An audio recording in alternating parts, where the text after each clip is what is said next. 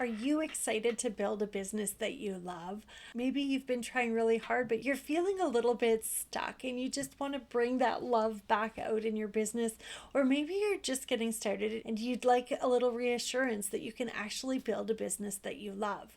Today, we're going to discuss 3 foundational things that you should be working on to make sure that that love and passion is in your business every single day.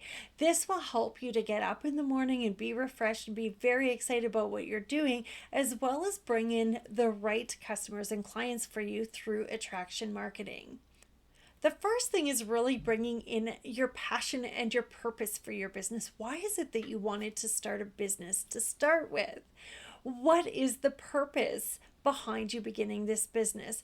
Now, to set aside any financial goals that you're trying to achieve, let's really start looking at what is this business trying to achieve. When you're looking at your passions and your purpose in your business, look at the bigger picture, not just the financial side, but what other things are you trying to accomplish by running this business? It could be humanitarian, it could be for work-life balance. There are so many different things out there that could be driving you to start your business or run a business in a certain way. And once you connect in with your purpose, you can start going, okay, how can I incorporate my passions into it? That might be talents, skills, education, or hobbies. How can we tie it together to make this a business I absolutely love?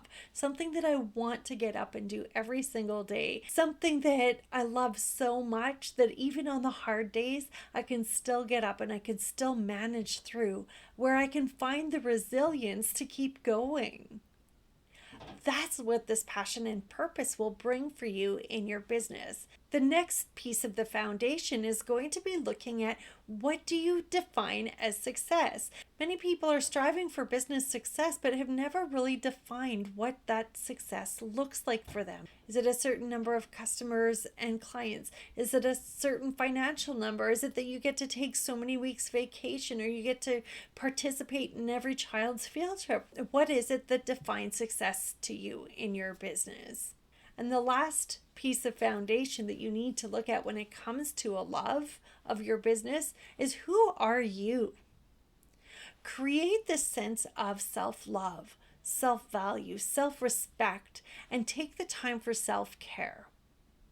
Because if you are the entrepreneur behind your business, you need to show up in a way that will showcase your uniqueness in everything that you bring for inspiration and appreciation and love for your business. Because once you have those pieces of you in place, you're able to communicate better, you're able to appreciate more, and you're able to showcase your business in such a light that people are attracted to being around you.